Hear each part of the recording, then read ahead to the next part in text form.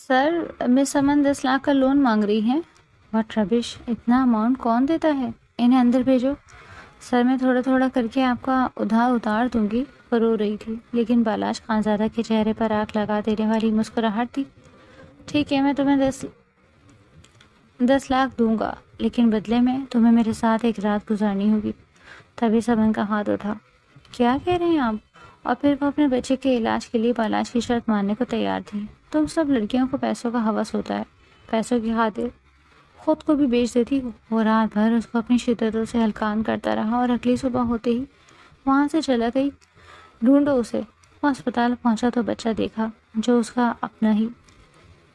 وہ جلدی دھوپ میں تیز تیز قدم اٹھا رہی تھی۔ آج تو جیسے سورج بھی سوا نیزے پر تھا۔ سر پر دوپٹہ ٹھیک کرتے نہ جانے کہ اس نے کتنی ہی دفعہ اس دوپٹے کو کونے سے اپنے چہرے پر آیا پسینہ صاف کیا، لیکن اس نے اپنے قدموں کی رفتار ہلکی نہیں کی تھی۔ آنکھوں میں خوف، چہرے پر سنجیدگی اور وجود پر ایک تھکن لیے اس نے آخری امید کے ساتھ خانزادہ گروپ آف کمپنیز میں اپنا قدم رکھا۔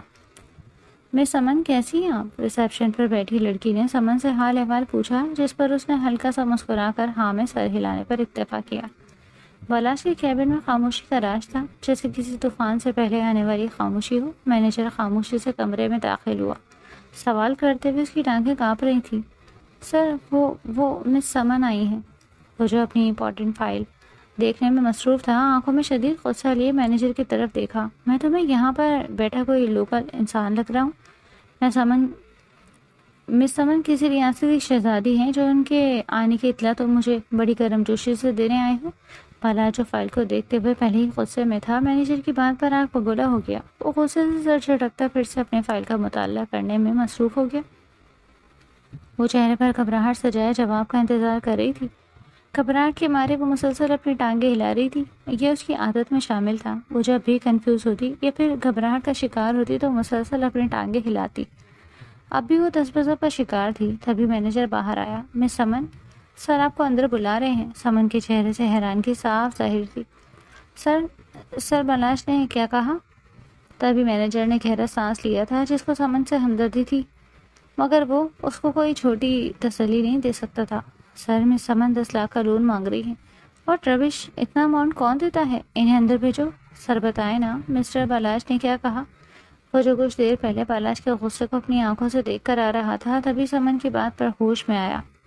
آپ جائیں اندر، سر آپ سے خود بات کرنا چاہتے ہیں۔ اتنا کہہ کر مینیجر رکا نہیں تھا، بلکہ سمن کو وہاں پر چھوڑے اپنے کام میں مصروف ہو گیا تھا۔ سمن نے گھبراتے ہوئے کیبن میں قدم رکھا۔ وہ شیشے سے باہر سڑک پر چلنے والی گاڑیوں کو دیکھ رہا تھا۔ چہرے سے تو ہر طرف سکون ہی سکون لگ رہا تھا، مگر کوئی نہیں جانتا تھا کہ اس کے دل میں کتنا لاوا پک رہا ہے، جو وقت آنے پر پھٹ جائے گا۔ سر، میں آئی کم ان؟ جی مس سمن، آئیے۔ وہ ہاتھوں کو مسلتی چہرہ جھکائے بالاش کے سامنے کھڑی تھی۔ جی تو مس سمن، آپ 10 لاکھ کا لون مانگ رہی ہیں؟ اس نے نظریں چرائیں تھیں۔ وہ جانتی تھی کہ اماؤنٹ بہت بڑی ہے۔ پہلی بات تو یہ کہ اتنا بڑا لون کون دیتا ہے، دوسری بات یہ کہ آپ کو یہاں کام کرتے ابھی صرف 1 مہینہ ہوا ہے۔ میں کس طرح آپ پر اعتبار کر لوں؟ بالفرض اگر میں یہ مان بھی لوں کہ آپ کو بہت اشد ضرورت ہے، تو اس بات پر کیسے یقین کر لوں کہ آپ سچ کہہ رہی ہیں کہ آپ کو پیسوں کی ضرورت ہے؟ سمن کو لگا تھا کہ وہ سامنے بیٹھی کسی مغرور شخص سے بات کر رہی ہے، جس کو نہ تو کسی کے دکھ سے کوئی مطلب ہے اور نہ ہی کسی کی مجبوری سے کوئی واسطہ۔ وہ خاموشی سے اپنی جگہ ساکت کھڑی رہی۔ اسے سمجھ نہیں آ رہا تھا کہ کس طرح بالاش خانزادہ کو یقین دلائے کہ وہ واقعی مجبور ہے۔ مس سمن، آپ چپ کیوں ہیں؟ کیا وہ آپ نے بتایا ہی نہیں کچھ؟ سمن نے سر اٹھا کر دیکھا۔ سر، میں تھوڑا تھوڑا کر کے آپ کا ادھار اتار دوں گی۔ وہ رو رہی تھی، لیکن بالاش خانزادہ کے چہرے پر آگ لگا دینے والی مسکراہٹ تھی۔ ٹھیک ہے، میں تمہیں 10 لاکھ دوں گا، لیکن بدلے میں تمہیں میرے ساتھ ایک رات گزارنی ہوگی۔ سمن بے یقینی سے بالاش کی طرف دیکھا اور پھر تبھی سمن کا ہاتھ اٹھا تھا۔ کیا کہہ رہے ہیں آپ؟ اتنی گھٹیا بات کہتے ہوئے آپ کو شرم نہیں آئی؟ بالاش خانزادہ کا غصے سے برا حال تھا۔ تبھی ضرورت کیسی ہوئی مجھ پر ہاتھ؟ تم جیسی 2 کڑی کی لڑکیاں بعد میں مجھ جیسے ہی گھٹیا انسان سے مدد مانگنے آتی ہیں؟ سمن بلوچ کے ابھی اتنے برے دن نہیں آئے کہ آپ جیسا گھٹیا انسان سے دوبارہ سے مدد مانگنے آئے، سمجھے نہیں؟ نہیں چاہیے مجھے آپ کی کوئی مدد، اور میں آپ کی نوکری بھی چھوڑ رہی ہوں۔ نہیں چاہیے مجھے آپ کی نوکری۔ کہ اتنا کہہ کے رکی نہیں تھی، بلکہ ریزائن دیتے ہی آفس سے چلی گئی۔ وہ غصے سے تن فن کر رہا تھا۔ مینیجر، آج کے بعد اگر یہ لڑکی اس میں آئے تو میری اجازت کے بغیر اس کو باہر مت بھولیں۔ اس نے کچھ سوچتے ہوئے چہرے پر شیطانی مسکراہٹ سے چائے، میں نے جیسا کہا تھا۔ جی سر۔ اسے اب انتظار تھا اس دن کا جس دن سمن روتے ہوئے واپس آتی، اور وہ دن زیادہ دور نہیں تھا۔ چمن شہریار کی حالت بگڑتی جا رہی تھی۔ کچھ کرو، کہیں سے 10 لاکھ روپے کا انتظام کرو۔ وہ چائے پینے کی گزر سے بیٹھی تھی کہ تب اس کی اماں نے اسے ایک نیا پیغام دے دیا تھا۔ آج صبح پلاش کے ساتھ ہونے والی تکرار اس کے ذہن پر گم گئی تھی۔ اس کی آنکھوں میں آنسو آئے لیکن وہ خاموش تھی۔ اماں، میں کوشش کر رہی ہوں، امید کرتے چلتی کوئی سبب لگ جائے گا، آپ فکر مت کریں، اللہ نے چاہا تو سب کچھ ٹھیک ہوگا۔ اس کے پاس اور کوئی الفاظ نہیں تھے سوائے اس کے جو اس نے ادا کیے۔ وہ گہری نیند میں سو رہی تھی جب اچانک سدرا بیگم کی آواز سے اس کی آنکھ کھلی۔ اماں، کیا ہوا؟ سب ٹھیک تو ہے؟ سمن، وہ شہریار کی طبیعت ٹھیک نہیں ہے، جلدی اٹھو، اس کو اسپتال لے کر جانا پڑے گا۔ سمن ایک دم سے ہڑبڑا کر اٹھی تھی، اس کے چہرے پر پریشانی صاف واضح تھی۔ دیکھیں مس سمن، میں نے آپ سے پہلے اتنی کہا تھا کہ بچے کو کینسر بڑھ رہا ہے، مگر آپ نے میری نہیں سنی۔ آپ کو اس کے آپریشن کے لیے 10 لاکھ ضرورت ہے۔ اگر آپ 10 لاکھ کا ارینج نہیں کر سکتے تو اپنا اور میرا وقت برباد نہ کریں اور بچے کو مزید اذیت میں مت ڈالیں۔ لیکن ڈاکٹر پلیز، آپ ایسا مت کہیں۔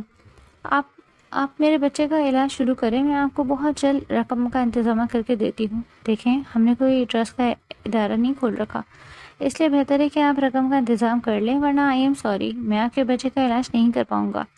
سمن کی آنکھوں میں آنسو تھے، اسے سمجھ نہیں آ رہا تھا کہ وہ کیا کرے۔ کسی بھی طرح اسے پیسوں کا انتظام کرنا ہی تھا، ورنہ اس کے بچے کی جان چلی جاتی۔ وہ اپنی آخری حد تک کوشش کرنا چاہتی تھی اپنے بچے کو بچانے کی۔ وہ روتے ہوئے مسلسل چہرہ صاف کر رہی تھی، وہ بے دہانی میں چل رہی تھی۔ وہ ساری رات سڑکوں کی چھانتی پھر رہی تھی۔ صبح سورج کی کرنیں پھوٹی تو وہ حیرانی سے ادھر ادھر دیکھنے لگی۔ وہ جو رات بھر بینچ پر بیٹھی رہی، اب صبح ہوتے ہی وہ ہوش کی دنیا میں واپس لوٹی تھی۔ تبھی دماغ میں اس کا بالکل معاف ہو چکا تھا، جلدی سے کام کرنے لگا۔ اس کے دماغ کے پردے پر رات ڈاکٹر کی باتیں لہرانے لگی۔ دماغ کے پردے میں بس ایک ہی چہرہ آ رہا تھا، وہ نہ چاہتے ہوئے بھی۔ اس کے آفس میں گئی تھی، وہ سر جھکائے ہاتھ باندھے کھڑی تھی۔ سامنے بلاش خانزادہ کرسی پر ٹیک لگائے بیٹھا ہوا تھا، اس کے چہرے پر شیطانی مسکراہٹ تھی۔ تو آخرکار آپ واپس اس گھٹیا انسان کے پاس آ ہی گئی، اب کیا چاہیے آپ کو اس گھٹیا انسان سے؟ میں آپ کی شرط ماننے کے لیے تیار ہوں، وہ گھبرائی ہوئی بولی۔ تبھی وہ کہکا لگا کر سمن کے قریب آیا۔ تم سب لڑکیوں کو پیسوں کا ہوس ہوتا ہے، پیسوں کی خاطر خود کو بھی بیچ دیتی ہوں۔ میں گاڑی میں تمہارا انتظار کر رہا ہوں، جلدی پہنچو۔ لیکن اسے اپنی جگہ سے نہ ہلتے دیکھ پاراش واپس پلٹا۔ کیا وہ میڈم ارادہ بدل گیا؟ کیا میں آپ کے ساتھ رات گزارنے کے لیے تیار، لیکن میری بھی ایک شرط ہے۔ پاراش نے حیران کی اور سوالیہ نگاہوں سے سمن کی طرف دیکھا تھا۔ شرط؟ کیسی شرط؟ آپ کو مجھ سے نکاح کرنا ہوگا، اس کے بعد آپ چاہیں تو اگلی صبح مجھے طلاق دے دیجیے گا، مجھے کوئی اعتراض نہیں۔ پاراش پہلے تو گہری سوچ میں پڑ گیا، لیکن پھر کچھ سوچتے ہوئے اس نے نکاح کی حامی بھری۔ پاراش خاموشی سے سمن کے پاس آیا تھا، لیکن اس سے تمہارا کیا فائدہ ہوگا؟ سمن نے چہرے پر زخمی مسکراہٹ سے پاراش کی طرف دیکھا۔ میرا کوئی فائدہ نہیں ہے اور آپ میرے فائدے کے بارے میں مت سوچیں۔ مجھے اس وقت پیسوں کی ضرورت ہے اور آپ کو میرے وجود کی، اس لیے آپ اپنا فائدہ سوچیں اور میں اپنا فائدہ سوچتی ہوں۔ اور پھر وہ اسے ہاتھ پکڑ کر مسجد میں لے گیا جہاں ان دونوں کا نکاح ہوا، اور پھر وہ اسے اپنے فارم ہاؤس میں لے گیا جہاں جا کر وہ رات بھر اس کو اپنی شدتوں سے ہلکان کرتا رہا۔ وہ مدہوش ہوتا ہوا یہ تک نہ جان پایا تھا کہ وہ پاک دامن ہے۔ اگلی صبح پہلے آنکھ سنبھل کر کھلی تو اس نے گہری نگاہ سے بالاج کو دیکھا۔ وہ بھرپور شخصیت کا مرد، جس کے چہرے پر ہلکی ہلکی داڑھی اور ورزش جسامت، وہ ہر لحاظ سے کسی بھی لڑکی کا آئیڈیل ہو سکتا تھا۔ لیکن اگلی صبح ہوتے ہی وہاں سے چلی گئی۔ اس وقت دوپہر ہو چکی تھی۔ شان بلاس کے مینیجر سے اپنے پیسے لیے وہاں سے جا چکی تھی۔ بالاش کی جب آنکھ کھلی تو سمن کمرے میں موجود نہیں تھی، بیڈ پر سفید چادر رات کی داستان بیان کر رہی تھی۔ مینیجر وہ اپنے مینیجر کو آواز دینے لگا۔ جی سر، وہ رات کو میڈم آئی تھی۔ کہاں گئی؟ سر وہ تو چلی گئی 10 لاکھ روپے لے کر ان کے گھر سے۔ میں آپ کو، ان کا بیٹا بہت بیمار ہے، ان کے بیٹے کو شاید کینسر ہے۔ واٹ؟ یہ کیا بکواس کر رہے ہو تم؟ ایسا نہیں ہو سکتا۔ سمن کی پاک دامنی کے بارے میں وہ جانتا تھا۔ تو پھر بیٹا کہاں سے آ گیا؟ تمہیں کوئی غلط فہمی ہوئی ہے۔ سر میں صحیح کہہ رہا ہوں، وہ کسی بچے کے لیے پیسے لے کر گئی ہیں۔ ڈھونڈو اسے، وہ کچھ سوچتے ہوئے بولا۔ سر، جو اس وقت خبر آ رہی ہے وہ یہ ہے کہ مس سمن اسپتال میں ہے۔ وہ اسپتال پہنچا تو بچہ دیکھا جو اس کے اپنے جیسا ہی لگ رہا تھا۔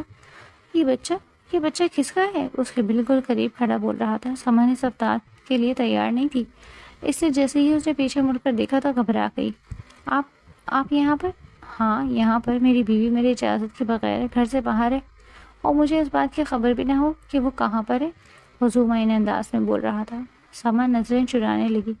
میں نے تم سے کچھ پوچھا ہے، مجھے اس بات کا جواب دو۔ کیا جواب دوں؟ بولیں، یہ بچہ کس کا ہے سمن؟ سمن کی آنکھوں میں آنسو آئے، اسے بہت کچھ یاد آیا۔ آپ جان کر کیا کریں گے؟ میں تمہارا شوہر ہوں اور مجھے پورا حق ہے تمہاری ہر بات جاننے کا۔ بتاؤ مجھے، کون ہے یہ بچہ؟ اس کا چہرہ ہو بہو میرے بہت قریبی رشتے سے مل رہا ہے۔ تبھی سمن کے چہرے پر طنزیہ مسکراہٹ آئی تھی۔ کتنے افسوس کی بات ہے نا، جس کی اولاد ہے اسے اس کے بارے میں علم ہی نہیں، اور جس کی اولاد نہیں ہے وہ اس کے بارے میں جاننے کے لیے تڑپا جا رہا ہے۔ بالاش نے حیرانگی سے سمن کی طرف دیکھا۔ اس کی آنکھوں میں کچھ تو تھا جو بالاش کو خوفزدہ کر رہا تھا۔ یہ خرم شہزاد کا بیٹا ہے، مرحوم بسما خرم شہزاد کا اکلوتا بیٹا، اور یہ وہ وقت تھا جب بالاش کو لگا تھا کہ وہ اگلا سانس نہیں لے پائے گا۔ تم کون ہو؟ میں؟ اس نے اپنی طرف اشارہ کیا۔ میں آپ کی بیوی ہوں، اس نے ایک ادا سے کہا۔ چہرے پر بلا کی سنجیدگی تھی، وہ اس کی یہ سنجیدگی اور خاموشی بالاش کو کچھ غلط ہونے کا اندیشہ دے رہی تھی۔ ڈاکٹر، اب آپ میرے بیٹے کا علاج شروع کیجیے اور جتنے پیسے لگیں گے میں آپ کو دوں گی۔ آپ مزید ایک رات گزارنے کے اور کتنے پیسے دیں گے؟ میں اپنا وجود آپ کے حوالے کرنے کے لیے تیار ہوں، بس مجھے منہ مانگی رقم دے دیں۔ بالاش جو گہری سوچ میں تھا، سمن کی آواز پر ایک دم ہوش کی دنیا میں واپس آیا۔ چپ کیوں ہو گئے؟ جواب نہیں دیا آپ نے میری بات کا؟ تبھی وہ اپنی جگہ سے اٹھا اور اسے اپنی باہوں میں سمایا، اسے اپنے سینے سے پیوست کیے، پھوٹ پھوٹ کر رونے لگا۔ سمن کی آنکھوں میں بھی آنسو آئے تھے۔ ڈاکٹر، میرے بیٹے کا علاج بہت اچھے سے ہونا چاہیے، اس کو 1 انچ بھی نہ آئے، اور اگر اسے کچھ ہوا تو میں پورے ہسپتال کو آگ لگا دوں گا۔ وہ مسلسل ڈاکٹر سے بات کرتے ہوئے جذباتی ہو رہا تھا، اور پھر ڈاکٹرز کو انسٹرکشن دینے کے بعد وہ آگے بڑھا اور سمن کو لیے بینچ پر آ گیا۔ سمن نے بھری نگاہوں سے بالاش کی طرف دیکھا تھا۔ وہ بینچ پر بیٹھے بالاش کا ہاتھ تھامے اپنی ماضی میں کھو گئی تھی۔ باہر تیز بارش ہو رہی تھی، ہر طرف تو طوفان برپا تھا۔ اللہ خیر کرے، اس وقت کون آ گیا؟ وہ دونوں ماں بیٹی گھر میں اکیلی تھی۔ سمن، میں آگے بڑھ کر دروازہ کھولا، لیکن دروازے کے باہر کھڑی بسما کو دیکھ کر دنگ رہ گئی تھی، جس نے ہاتھ میں نومولود بچہ پکڑا ہوا تھا، بڑی سی کالی چادر میں خود کو لپیٹے آنکھوں سے آنسو بہا رہی تھی۔ تبھی وہ گھر کے اندر داخل ہوئی تھی۔ سدرا بیگم کچھ کہنا چاہتی تھی، لیکن سمن نے انہیں کچھ بھی بولنے سے روک دیا۔ وہ خاموشی سے بیڈ پر بیٹھے اس معصوم سے بچے کو دیکھے گئی۔ تبھی سمن بسما کے لیے کھانا لائی تھی۔ اسے پوچھو کہ کیوں آئی ہے؟ یہ واپس جہاں گئی تھی وہاں پر ہی رہتی۔ سمن سدرا بیگم کو مسلسل خاموش کروا رہی تھی۔ بسما کی آنکھوں سے آنسو بہ رہے تھے۔ بسما، تو واپس کیوں آ گئی؟ تم نہیں جانتی، یہ معاشرہ گھر سے بھاگی ہوئی لڑکیوں کو دوبارہ قبول نہیں کرتا۔ خود اکیلی جہاں سے آئی ہو وہاں پر چلی جاؤ۔ کیسے چلی جاؤں؟ سامان، اس شخص نے مجھے گھر سے مار کر نکال دیا ہے۔ لیکن کیوں؟ وہ تو تم سے بے انتہا محبت کرتا تھا نا، اور پھر وہ تم سے شادی کا بھی خواہشمند تھا۔ اللہ نے ان دونوں کو بیٹا بھی دیا ہے۔ اس کے باوجود بسما کے چہرے پر طنزیہ مسکراہٹ آئی تھی۔ اسے صرف میرے وجود سے محبت تھی، وہ تو یہ بچہ چاہتا ہی نہیں تھا۔ میں نے جانتے بوجھتے اسے جھوٹ بولا، کیونکہ وہ مسلسل اس بچے کو ضائع کروانے کا کہہ رہا تھا۔ میں کس طرح اپنی نانی سے جان دوں؟ دنیا میں آنے سے پہلے ہی نہیں مار دیتی۔ میں نے اس سے وعدہ کیا تھا کہ میں اس بچے کی دنیا میں آتے ہی اسے چھوڑ کر چلی جاؤں گی۔ مجھے لگ رہا تھا کہ بچہ دنیا میں آ جائے گا تو وہ اس کو دیکھ کر شاید خرم کا ارادہ بدل جائے، اس کا دل پگھل جائے، لیکن ایسا نہیں ہوا۔ وہ تو اپنے خاندان میں خاندانی بہو لانا چاہتا تھا۔ مجھ جیسی آوارہ عورت کو صرف استعمال کیا جا سکتا ہے۔ اتنا کہتے ہی وہ پھوٹ پھوٹ کر رونے لگی۔ سمن، میں تمہارے آگے ہاتھ جوڑتی ہوں، میرے بچے کو اپنا لو۔ مجھے اس دنیا کے لیے مرا ہوا سمجھ لو، اس میں ساری زندگی قید میں گزار دوں گی، لیکن میرے بچے کو ایک اچھی زندگی دے دو۔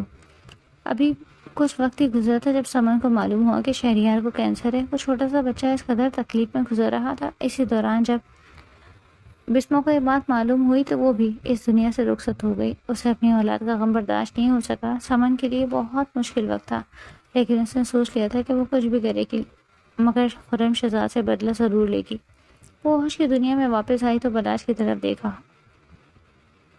اس نے پھر سے بدلہ لینے کی آگ بھڑک اٹھی تھی۔ اس نے عہد کر لیا تھا کہ وہ بالاش کے ذریعے ہی خرم شہزاد سے بدلہ لے گی۔ बलाज जो खामोशी से बैठा हुआ था, तभी समन ने धीरे से उसके कंधे पर सर रखा। बलाज, आप मेरे साथ तो नहीं छोड़ेंगे ना? बलाज इस सब के लिए तैयार नहीं था। उसे उम्मीद नहीं थी कि समन इतनी जल्दी उसके साथ अटैच हो जाएगी। समन शहरियार को छठी हो गई है, चलो घर चलते हैं।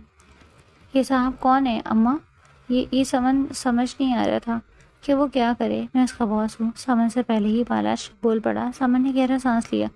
समन, अगर तुम इजाज़त दो तो क्या मैं इस बच्चे को मिलने के लिए घर आ सकता हूँ? जी जी सर, क्यों नहीं, वो मुरव्वतन मुस्कुराती हुई बोली। बलाश जा चुका था और समन चेहरे पर मुस्कुराहट सजाए बलाश को जाते हुए देख रही थी। आप यहाँ बैठी बैठी मुस्कुरा क्या रही हो? चलो, शहरियार को घर लेकर जाना है। वो सारी रात सोचती रही कि आगे उसे क्या करना है। कभी उसके दिमाग में एक मंसूबा बना था और वो चेहरे पर मुस्कुराहट सजाए इस मंसूबे पर अमल करने की ठान चुकी थी। बलाश सारी रात सो नहीं सका था। वो रात कैसे भूल सकता था जब उसने अपने सगे भाई को किसी की बेटी के साथ ज्यादती करने से रोका, लेकिन उसके भाई ने उसकी एक नहीं सुनी। जबकि उसने खुर्रम को कहा भी था कि वो घर पर सबसे बात कर लेगा, लेकिन उसके सर पर खानदानी बीवी लाने का भूत सवार था और तभी उसने अपनी बीवी बच्चे को घर से निकाल दिया था। बस आज का जब ये बात मालूम हुई तो उसने बिस्मा को हर जगह तलाश किया, लेकिन वो तो जैसे कहीं खो गई थी। वो नहीं जानता था कि बिस्मा इस दुनिया में नहीं रही। वो हर वक्त इस बच्चे के लिए तड़पता रहता जो उसका भतीजा था, उसका खून था। बालाज भी अय्याश आदत का मालिक था, लेकिन उसने तो जैसे ठान ली थी कि वो अपने भतीजे को तलाश करके ही रहेगा। वो नहीं जानता था कि उसका भतीजा ऐसी हालत में उसके सामने आएगा और समन उसकी खाला होगी। अगले रोज़ वो समन के घर गया, बहुत मुश्किल से। मैंने आपके घर का पता मालूम करवाया है, आप तो मेरा फ़ोन उठाने की भी रुदात नहीं। मैं मसरूफ़ थी, उसने नज़रें चुराते हुए कहा था। मगर कहाँ मसरूफ़ थी आप? वो जो बलाश को पानी देने के लिए आई थी। तभी बलाश ने उसका हाथ थाम लिया। ये आप क्या कर रहे हैं? इस वक्त आप मेरे घर में हैं।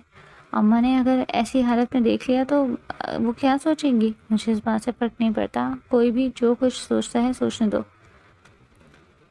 बीवी हो तो मेरी, पूरा हक रखता हूँ तुम पर। बीवी हूँ मैं आपकी, ये बात सिर्फ आप और मैं ही जानते हैं, ये मुआशरा नहीं।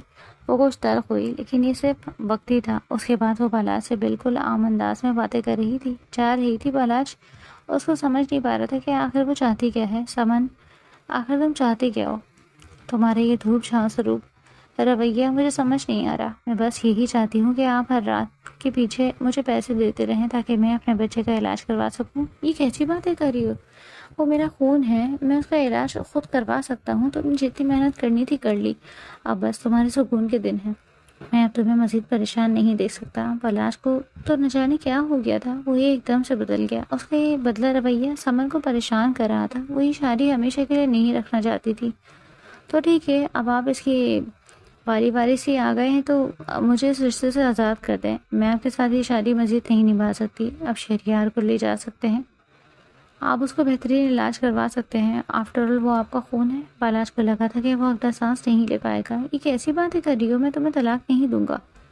तुम मेरी बीवी हो और मैं तुम्हें रुखसत करवा कर अपने साथ ले जाऊंगा। आपको किसने कहा कि मैं आपके साथ चलना चाहती हूँ? कि रिश्ता हमने जिस बुनियाद पर जोड़ा, जब वो बुनियादी बाकी नहीं रही तो इस रिश्ते का क्या मकसद? बेमायने रिश्ता मेरे लिए सिर्फ एक बोझ है और कुछ नहीं।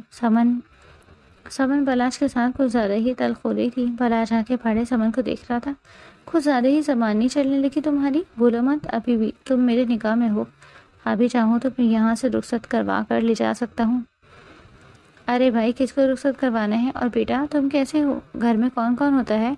सिद्रा बेगम अचानक आई तो समन एकदम घबरा गई। बलाश मुस्कुरा कर सिद्रा बेगम से बातें करने लगा। अरे समन, तुम यहाँ पर क्यों खड़ी हो? जाओ, जाकर बाला साहब के लिए कुछ खाने के लिए लेकर आओ। अम्मा, इनको हम गरीबों के खाने में कोई दिलचस्पी नहीं है, और तो और ये हम गरीबों जैसे लोगों को कुछ समझते भी नहीं। इनके मुताबिक गरीबों को पैसों से खरीदा जा सकता है। समर को वो दिन याद आने लगा जब वो मजबूरी के तहत उसके पास लोन लेने गई थी, लेकिन उसने जो शर्त रखी थी उसके बाद समन का बलाज पर से भरोसा ही उठ गया। उसकी नज़र में बलाज एक अय्याश इंसान था। उसके लिए बलाज जैसा शख्स कोई अहमियत नहीं रखता था। ऐसे लोगों को वो अपने जूते की नोक पर रखती। ये कैसी बातें कर रही हो समन? हमारे घर में वो मेहमान आए हैं जो हमारा फ़र्ज़ बनता है कि हम उन्हें अच्छे से अच्छा खिलाएं पिलाएं। जाओ शाबाश, जाकर उनके लिए कुछ बना कर लाओ। سمن سے جھڑکتے کچن میں چلی گئی اور جب وہ واپس آئی تو سدرا بیگم اسے بڑی حیرانی سے دیکھ رہی تھی، جیسے ان کی نظر میں وہ کام ہوا ہو جس کا انہیں بالکل بھی اندازہ نہیں تھا۔ سمن کو کچھ برا ہونے کا اندیشہ ہوا۔ اماں کیا بات ہے، آپ اتنی خاموش کیوں بیٹھی ہیں؟ کبھی اسی طرح بیگم خاموشی سے اٹھی اور سمن کے کمرے میں بند ہو گئی تھی۔ بلاش کے چہرے پر مسکراہٹ تھی، وہ مسکراہٹ کوئی عام مسکراہٹ نہیں بلکہ اس میں چھپی ایک داستان جو سمن کو خوفزدہ کر رہی تھی۔ کیا کہا آپ نے اماں کو؟ میں آپ سے کچھ پوچھ رہی ہوں۔ لیکن بلاش سے چائے پینے لگا۔ اس کے چہرے کی مسکراہٹ صاف بیان کر رہی تھی کہ وہ کوئی بہت بڑی شرارت کر چکا ہے۔ اگر آپ نے کچھ غلط کیا تو میں آپ کو معاف نہیں کروں گی۔ اتنا کہتے ہی وہ اپنے ماں کے پیچھے کمرے میں گئی جو اس کا بیگ تیار کر رہی تھی۔ اماں یہ آپ کیا کر رہی ہیں؟ کیا ہوا ہے آپ کو؟ میرا بیگ تیار کیوں کر رہی ہیں؟ میں نے کیا کرنا تھا؟ تم دونوں بہنوں نے جو کرنا تھا وہ کر لیا، میری اوقات ہی کیا ہے تم دونوں کے سامنے؟ اس نے گھر سے بھاگتے ہوئے کچھ پوچھا، اور نہ ہی تم دونوں ہی بس اپنی زندگی کا مالک ہو، میرا تو کوئی حق نہیں تم دونوں پر۔ اماں آپ ایسی باتیں کیوں کر رہی ہیں؟ آگے بڑھ کر سدرا بیگم کے کندھوں کو پکڑ کر اس نے، آپ نے میری زندگی کا ہر فیصلہ کیا، میں نے کبھی آپ سے کچھ نہیں کہا، میری زندگی کے آنے والے فیصلے بھی آپ خود ہی کریں گی، تو پھر اس بات کا مطلب کیا ہے کہ آپ کسی کی باتوں میں آ کر یہ سب کہہ رہی ہیں؟ میں کسی کی باتوں میں نہیں کہہ رہی، اپنی آنکھوں دیکھا حال سچ بیان کر رہی ہوں۔ اماں پھر آپ نے ایسے کیسے دیکھ لیا جو آپ مجھ سے اس طرح خفا ہو رہی ہیں؟ تم جانتی ہو نا مجھے جھوٹ اور دھوکے سے سخت نفرت ہے، پھر تم نے مجھے سچ کیوں نہیں بتایا کہ تم نے پیسوں کے بدلے بالا سے نکاح کیا ہے؟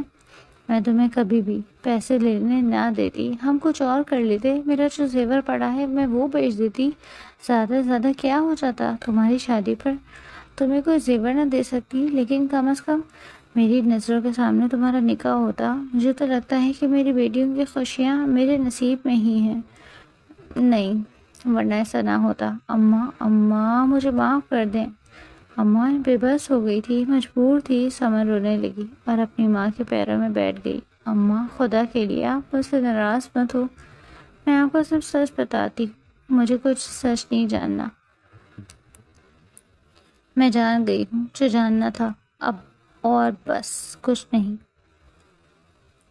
اماں خدا کے لیے مجھے ایک دفعہ معاف کر دیں، اس وقت مجھے سمجھ آیا میں نے کیا، شہریار کی زندگی اور اس کا موت سوال تھا، میں کیا کرتی؟ کم از کم مجھ سے ایک مرتبہ آ کر بات تو کر سکتی تھی۔ اماں آپ پہلے ہی پریشان تھی، میں مزید آپ کو پریشان کر کے کچھ حاصل نہیں کر سکتی تھی، ایک مرتبہ مجھے معاف کر دیں، آئندہ کے بعد کبھی ایسی غلطی نہیں ہوگی، آئندہ کے بعد کوئی غلطی کرنے کے قابل رہو گی تم۔ وہ رونے لگی۔ پالاش کے لیے اس کے دل میں مزید نفرت پیدا ہو گئی تھی، اس کی آنکھیں رونے کی وجہ سے لال انگارہ ہو چکی تھیں اور سوج بھی چکی تھیں۔ تمہارا شوہر تمہیں بلا رہا ہے، جاؤ اس کے ساتھ چلی جاؤ۔ اماں آپ اسے منع کر دیں، میں کہیں نہیں جاؤں گی۔ تم کیا چاہتی ہو؟ اب تمہاری طرح میں بھی گنہگار ہوں اور میں بھی اسے اس بات کے لیے انکار کر دوں کہ اس کی بیوی اس کے ساتھ نہیں جا سکتی؟ میں ایسا ہرگز نہیں کروں گی، میں یہ گناہ کبھی نہیں کروں گی۔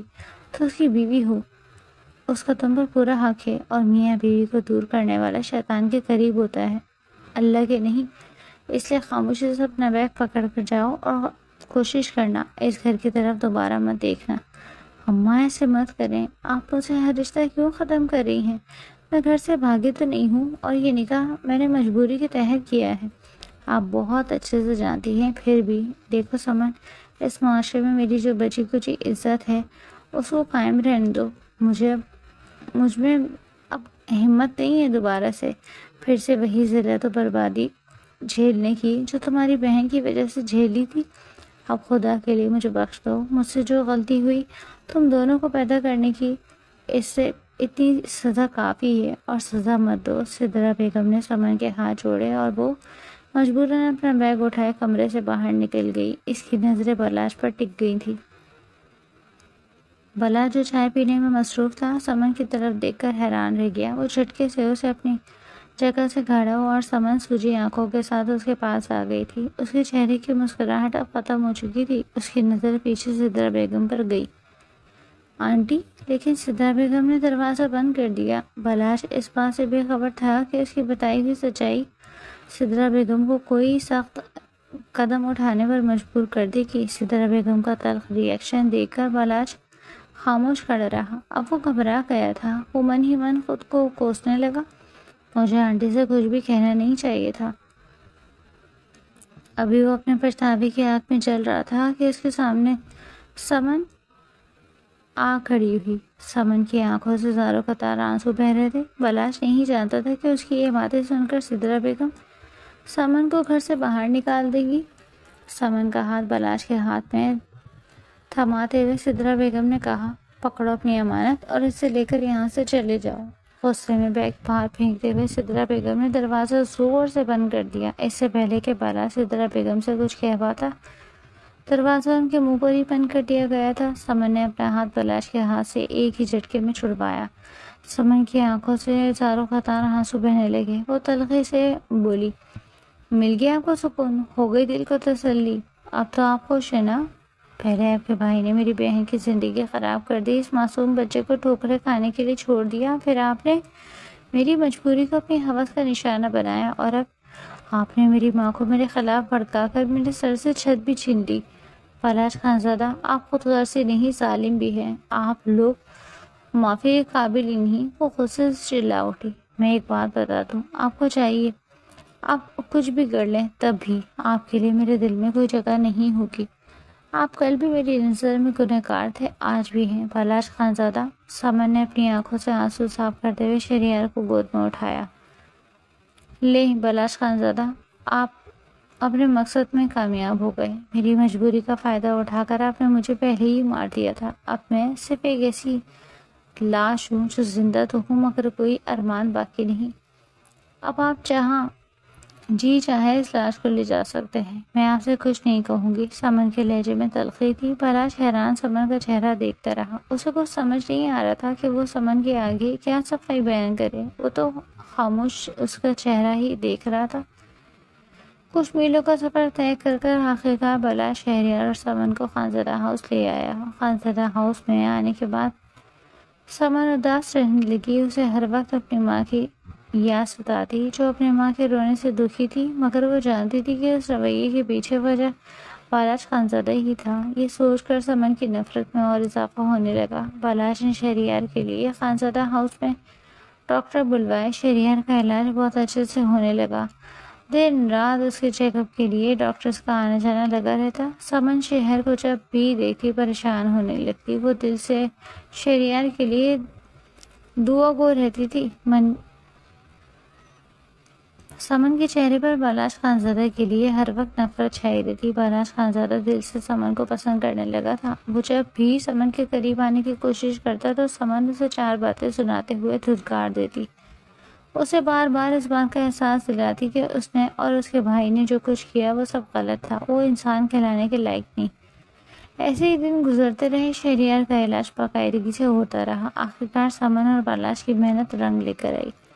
شہریار اب پہلے سے بہتر ہونے لگا تھا۔ اس کی بیماری کافی حد تک کور ہو چکی تھی۔ سمن کمرے میں شہریار کو کھانا کھلا رہی تھی جب کمرے کا دروازہ کھلا۔ سمن نے آہٹ کو محسوس کیا تو مگر اندیکھا کر دیا۔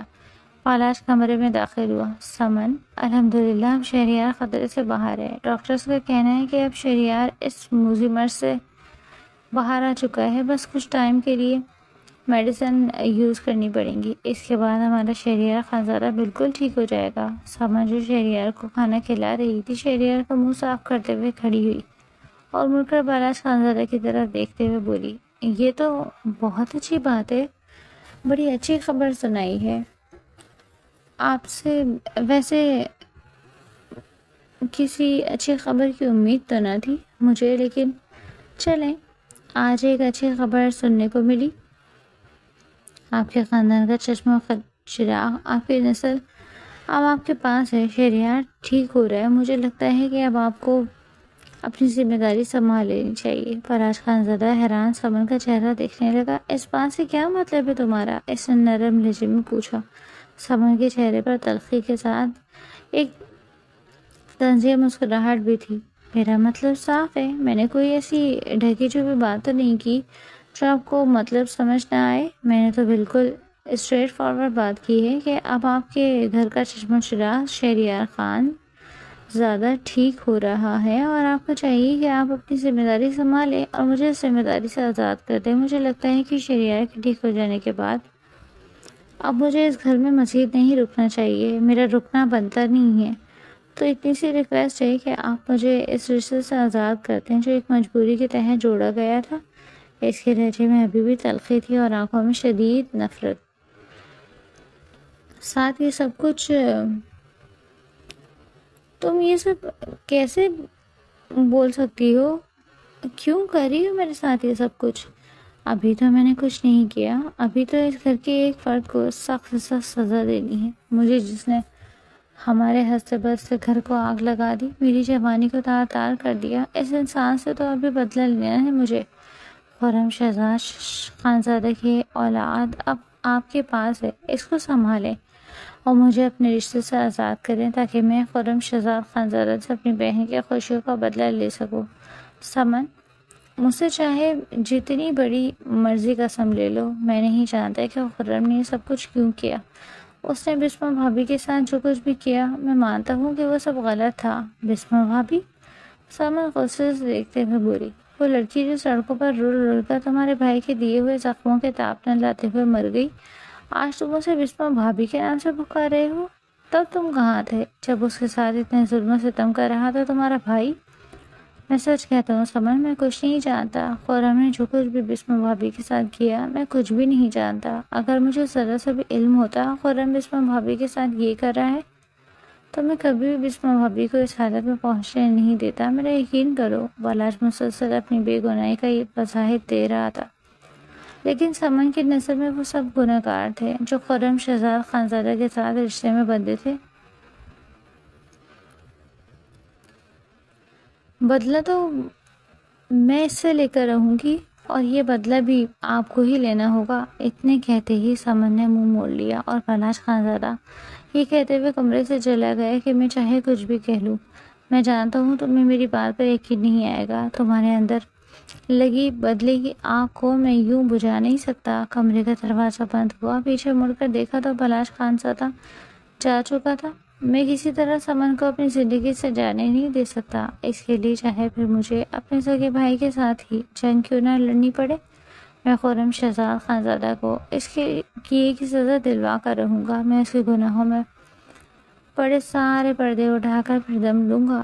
خود سے عہد کرتے ہوئے بالاج خانزادہ نے اگلے ہی دن آفس میں ایک ایمرجنسی میٹنگ رکھی۔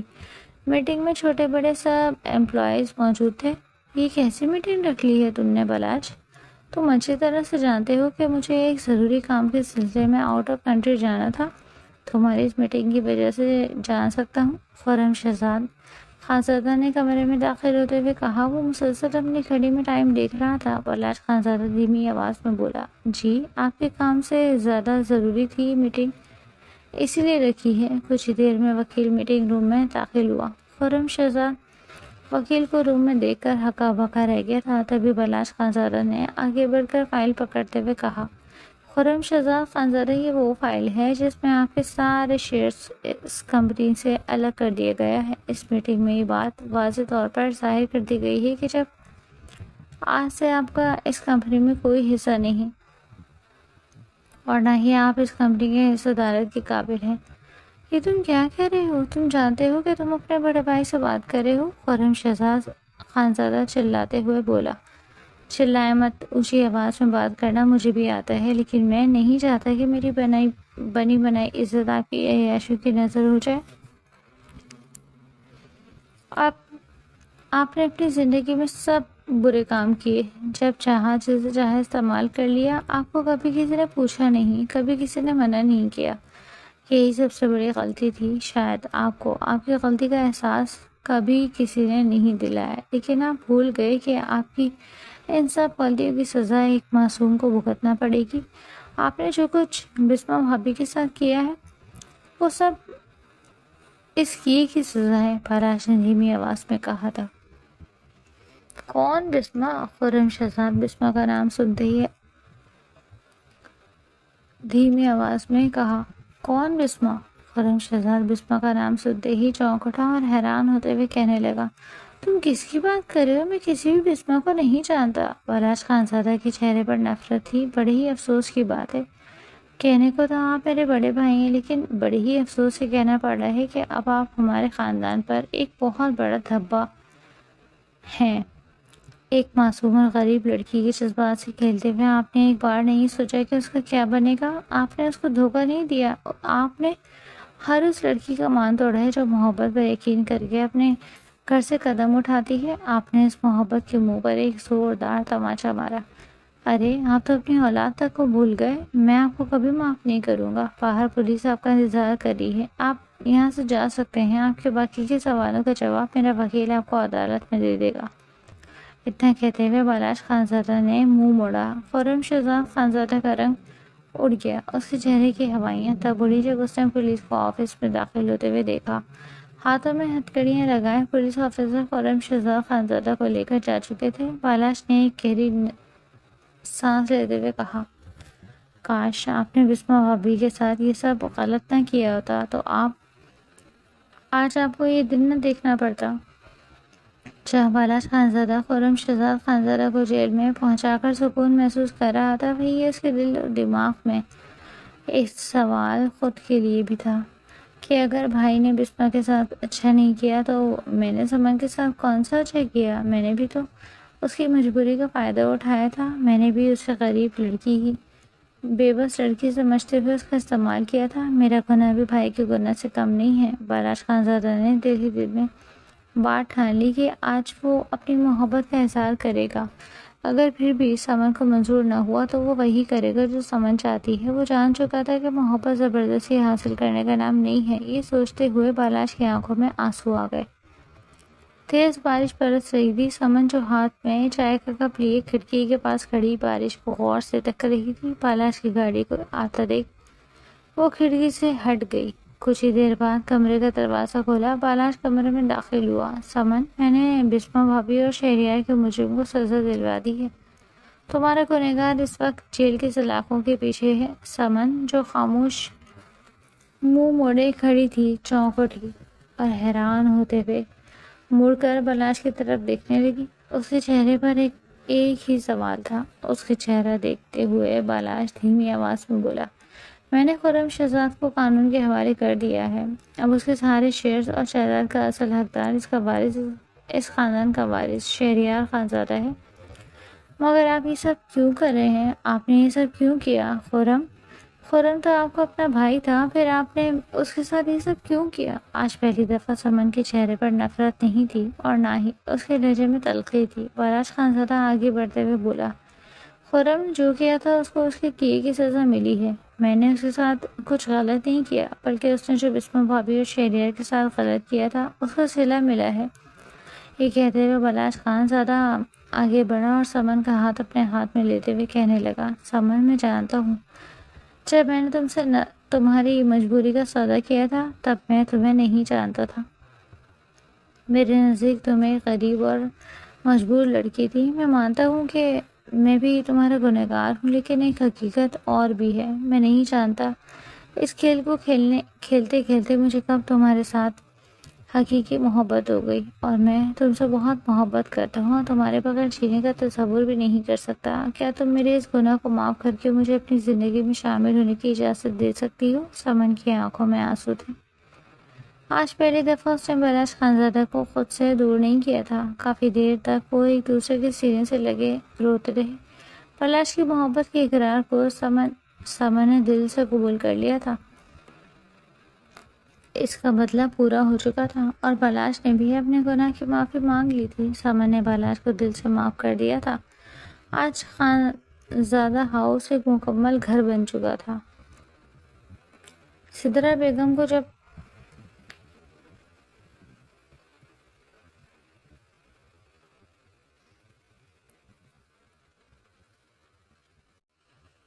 ساری حقیقت معلوم ہوئی تو سدرا بیگم نے نہ صرف سمن کو اپنے سینے سے لگایا بلکہ اپنے اس رویے کی معافی مانگی جس سے سمن کا دل دکھا۔